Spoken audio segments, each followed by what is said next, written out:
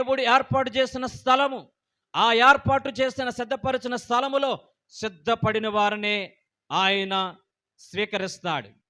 పరలోక రాజ్యము కొరకు సిద్ధపడిన వారిని ఆయన రాజ్యంలో చేర్చుకుంటాడు. వాక్యం ఇలా సెలవిస్తుంది, పిలువబడిన వారు అనేక మంది, ఏర్పరచబడిన వారు కొద్ది మందే. ఈ రోజున ఏర్పరచబడినటువంటి ఆ కొద్ది మందిలో నీవు నేను గడ ఉన్నట్లయితే గనక పరలోక రాజ్యంలోనికి ఆయన చేర్చుకుంటాడు అనడానికి క్రైస్తవుని యొక్క గొప్ప నిరీక్షణ.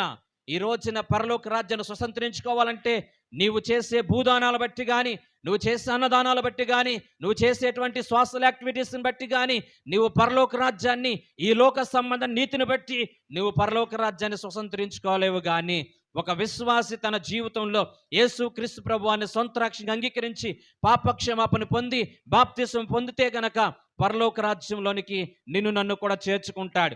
మనందరికీ తెలిసినటువంటి ఒక